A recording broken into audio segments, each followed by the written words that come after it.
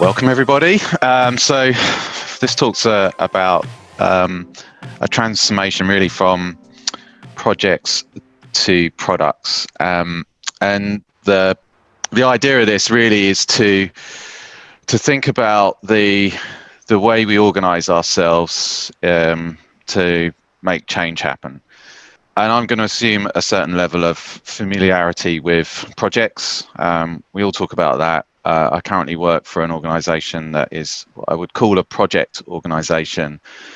And a lot of the thinking in this is about how we transform that organization. So starting actually from the etymology of the word, when you think about project, you can break it down into the kind of the plan bit and then the move forwards, and that's the origin of a project. And then if you think about the kind of characteristics of projects, you're going to think along these lines. Normally, these things are funded, right? And there's a projected benefits case or a business case for the project, for the activity we're going to do. We organize in a temporary team. And that team normally has durable reporting lines around that. But one of the key aspects of those teams is this kind of fungible aspect of it. So a project manager could be swapped out, an engineer, a tester, they can be moved around and moved between projects. We create plans and phases, and they can feel very waterfall. So we have analysis, and then we do the design, and then we move into implementation. And then a big characteristic of a project is this kind of start and end date. So we work on a system, we build something, enhance something, an application, and then we move on, the project ends.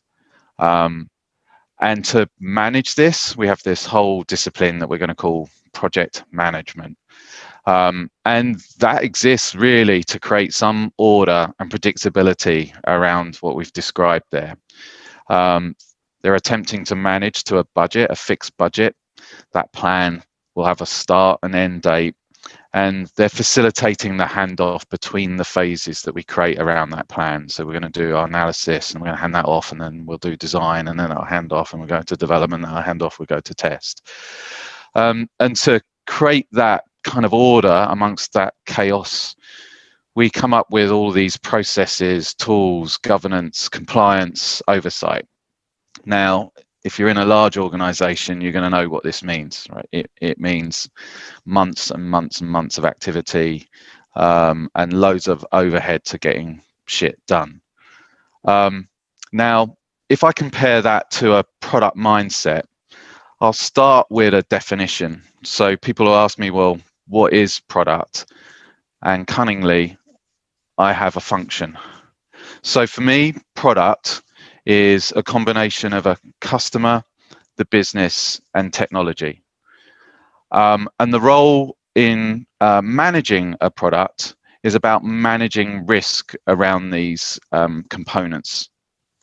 So when you think about customer, we need to think about what's the customer need, the unmet need, and we talk about that in terms of desirability risk. So what problem are we solving, and how do we measure the risk of actually succeeding in creating a desirable product, a product that someone wants and will use? From a business point of view, we're going to think about viability.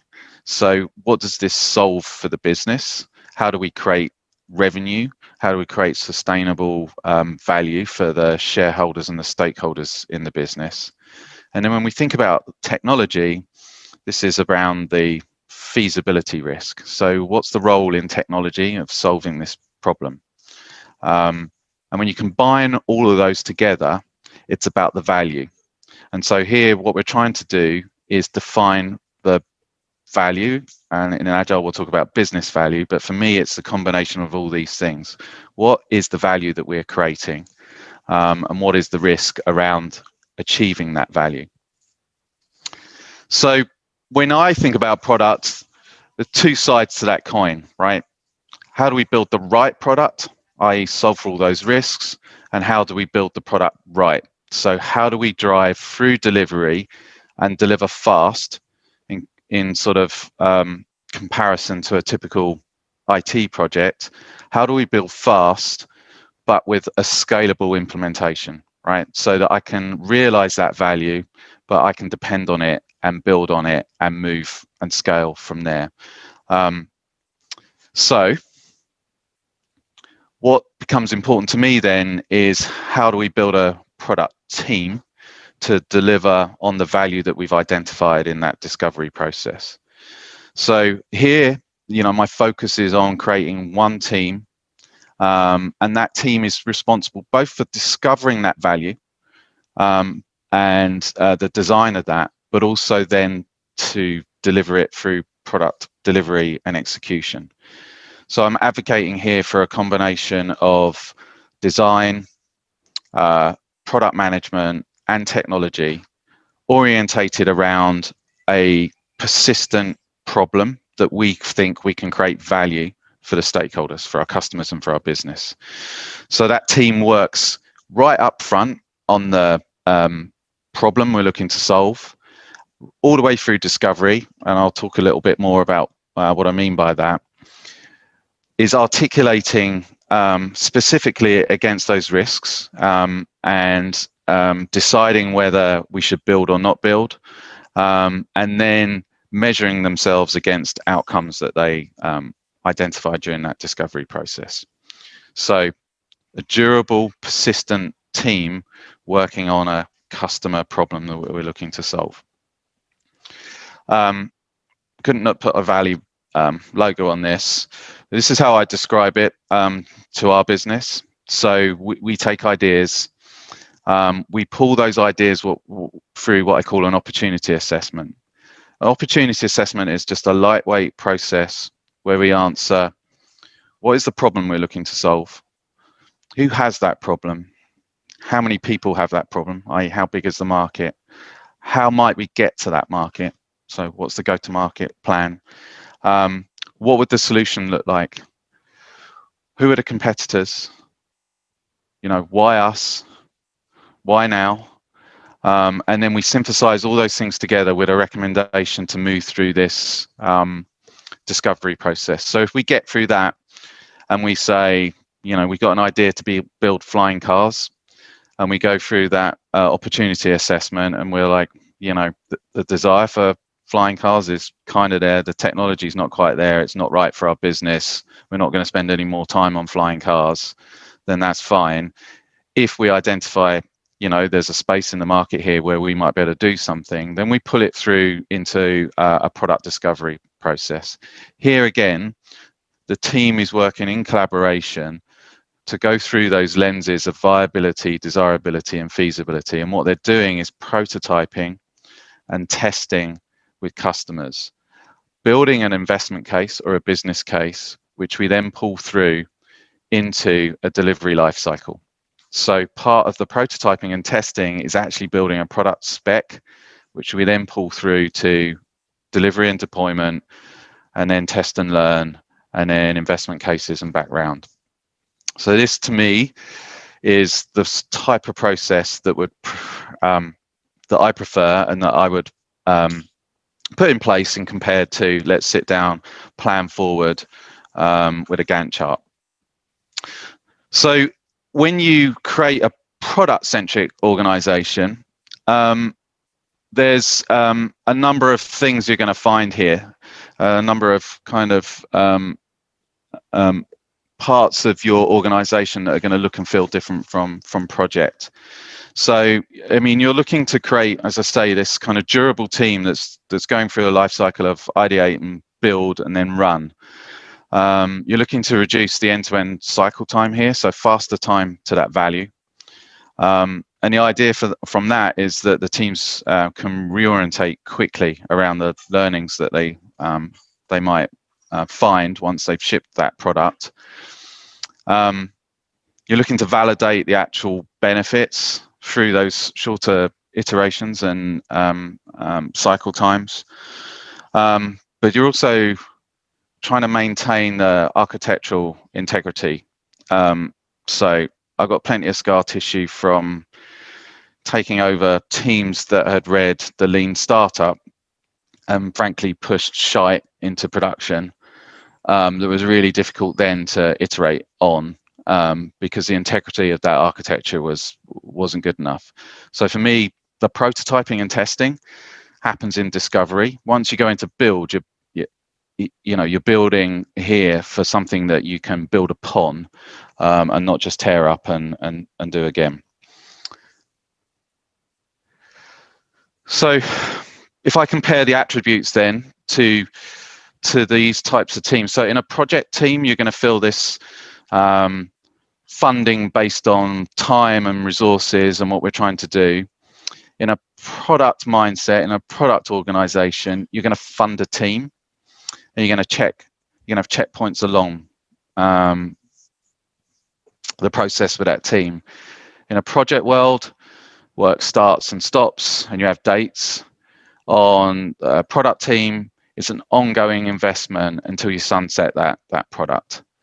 In a project orientation, everything's about the plan. Plan is the focus. Are we on plan? Are we off plan? In a product team, it's the outcome that's the focus, right? I want to get to value quicker, and I want to understand the outcomes of the work that we've done. In a project orientation, there's change avoidance, right? You're managing a plan. If you want to hit a plan, don't change anything. In a product orientation here, we're embracing that change, right? We ship early. We see what customers do. We get feedback from the market, and then we build from there. So for me, in a project orientation, again, it's about variance, right? We're trying to manage that stuff, and in product, we're focused on value, and how we achieve that value.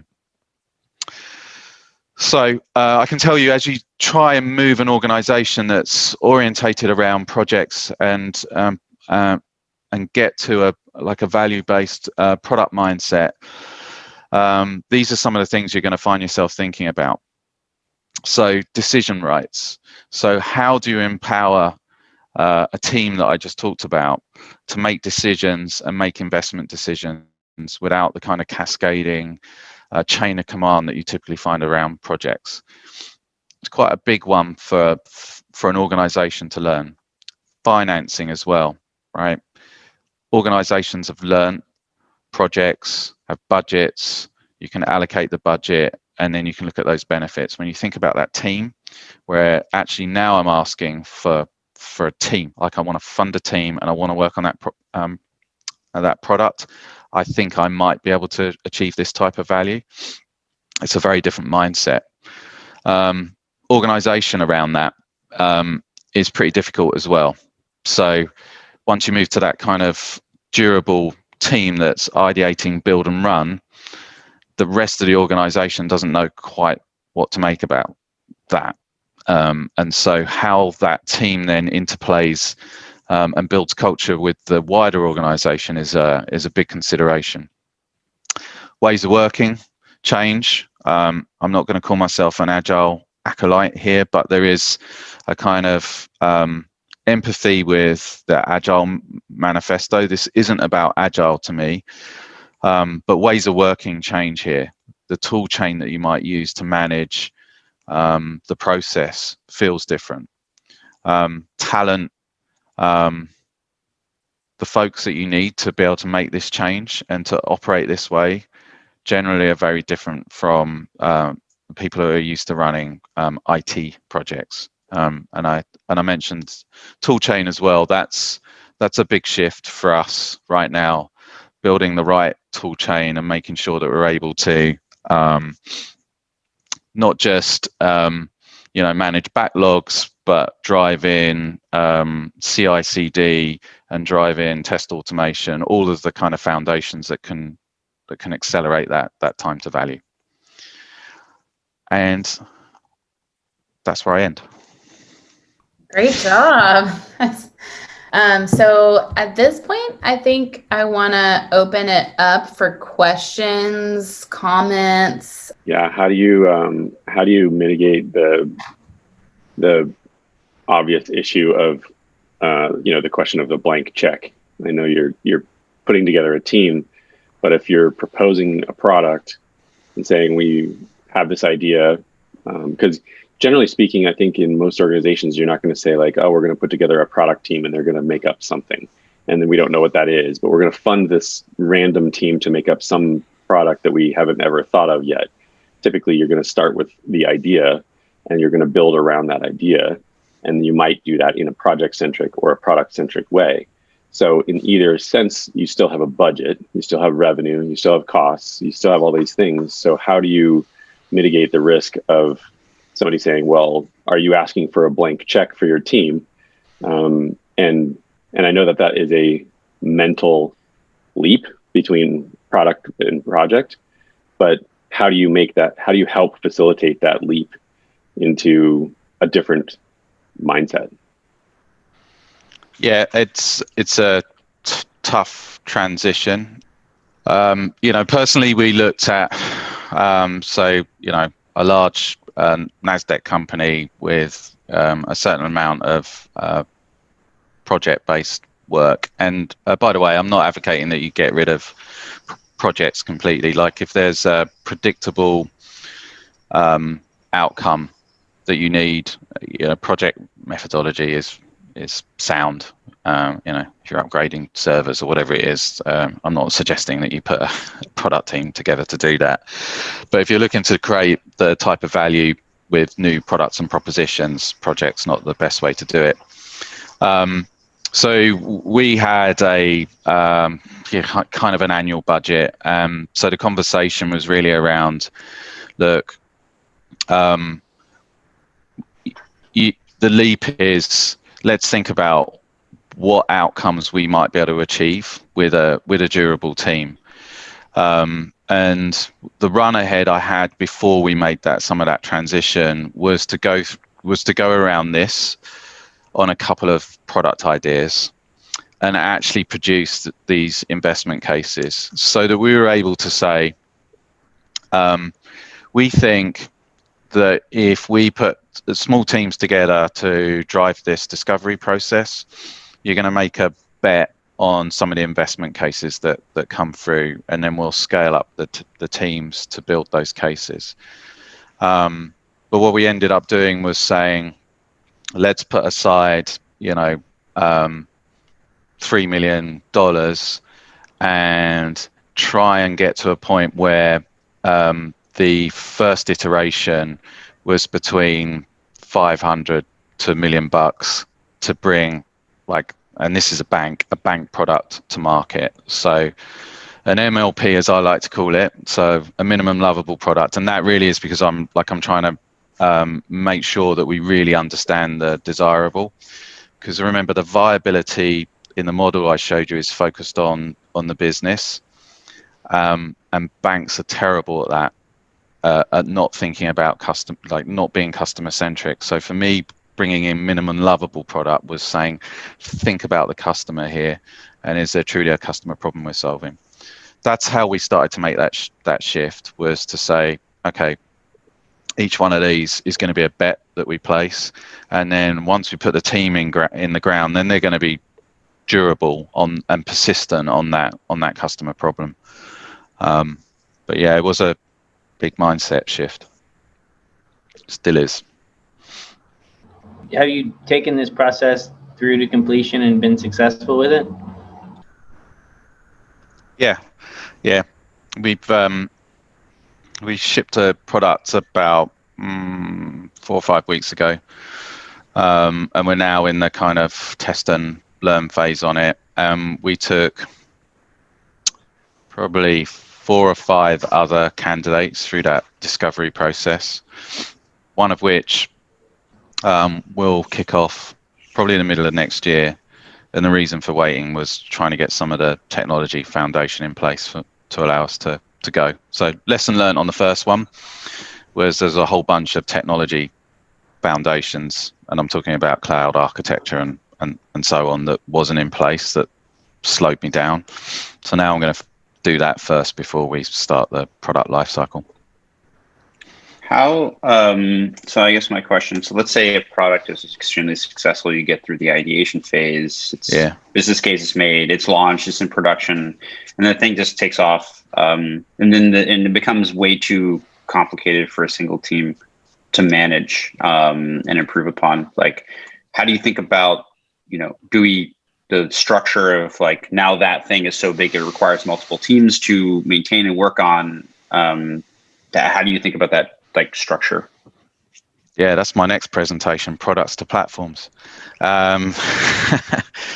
So I think about it in the in the sense of trying to decompose that product into the right types of teams to manage that. So again, I prefer to be focused on the customer and not from the tech side of it. Sometimes they align, sometimes they don't, and then we have to kind of make our calls on that. But if I'm thinking about that type of scale, I might start saying, okay, let's break off like the onboarding side of it, and then there's an onboarding team completely focused on making that work, and then then we'll break it into kind of massive themes that the product might be doing, and put the teams around those themes. Kind of back to the blank check question from Nate. Like, you put it together, team. There's an initiative, you put a team together, and then there's that cycle on the left where you come up with like a initiative plan. Do you time box that? How do you think about like making sure that they don't keep running forever? Yeah. So I do, much to much to the team's kind of frustration. So I have some flexibility around that, but I'm like, so the opportunity assessment itself, I'm like, that's days. That the forcing function of that is write it down, because actually everybody underestimates the problem we're solving, right? So most people focus on features, and they don't distill the problem and who has that problem. And so that's really, if to write something down, you have to think about it. And that's the idea of that. And then once we move past that, I normally time box it to 3 sprints of discovery. Now we may, like, if we discover things we weren't expecting in that, and we think we're onto something, we'll extend it. But yeah, we've gone a lot longer than that, and that was one of the lessons, which is, there's diminishing returns here, guys. So I try and force it into, I'm pushing them on 2 sprints, but it's 3 is normally where we get to. So earlier on in your presentation, you sort of threw a little shade, right, on the lean startup like ethic, right? Of not the ethic. Should break fast. I think move fast and break things, right? Yeah. Because you don't want broken things, because you're a bank, right? More or less. So there is an element of that. So let me finish my question. Yeah, do that. And then later on, you talk about being product oriented, right? As sort of as being focused around embracing change, right? And so at face value, those things sort of conflict to me. And I guess I want to hear in your mind why they don't. So I guess the thing I'm shining the light on is I've seen people read that Lean Startup, and the intent of that book I subscribe to. What I'm saying is there's a kind of product playbook to that often gets missed, which is you can do a lot more in that first circle around that discovery and sitting down and thinking about the feasibility and how you might solve it, that saves you some expensive lessons from just sitting down and like opening the command line and going. So that's really what I'm advocating for. So I'm saying, great, come together as a team, product design, engineering, prototype, and test before we actually sit down and get engineering fingers on keyboards, so that we've kind of accelerated some of the lessons that are in that lean startup book. So, all the kind of feedback loop and everything, yeah, absolutely. But I guess I've just got scar tissue from shipping early, creating masses of debt, which, in my view, we could have accelerated that learning by being focused in the discovery part of the process. We've shifted our focus. We don't go anywhere near the depth you do on the product side of it, but we feel like you have to do waterfall on like a mixture, which is kind of feels like sort of what you're doing, is just having that upfront planning and discovery where you spend some time thinking, okay, we can't know everything now, but let's try and get like 80% of it figured out. That's kind of what we do, but it seems like you're way more refined than we are. It's the team combo that I'm really focused on, right? It's that triumvirate of product design and technology in there. So the shade that I'm throwing on projects is the waterfall, requirements gathering. Like I lose my shit when people say that, because I'm like, well, we got business requirements, and again, I'll say it's about the customer, like, and so it's really trying to focus that. And I want, engineers want to solve problems, and if we're not careful, they solve the wrong problems. Like, bring them right up front. Let's talk about the customer problem that we're solving, and then let's accelerate through some prototyping at that point, before building and learning. That's what I've seen work. Like I say, there are many kind of techniques for that discovery.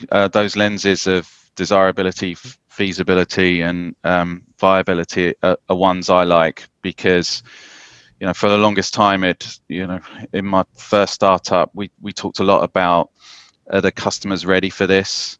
The technology was kind of ready, the business was sort of there, and we were trying to figure out whether there was enough value across all of those things to really make this work.